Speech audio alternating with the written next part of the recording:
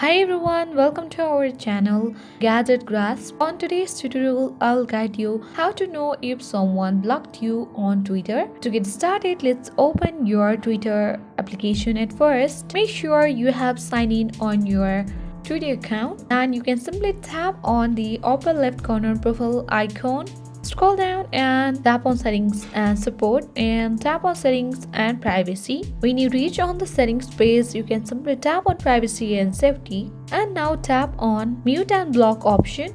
Tap on blocked account. So on this page you can see who you have blocked on the Twitter. You can only see your blocked account in this way, but if someone has blocked you on Twitter, you can go on the message box on the bottom right corner and try to send someone message. If it has been notified that they had blocked you on Twitter, then you can know that they had blocked you on Twitter. So this was only the simple way how to know if someone has blocked you on Twitter. There is no any other specific way that you can find out they have blocked you on Twitter. Hope so you found this video useful. Thank you for watching.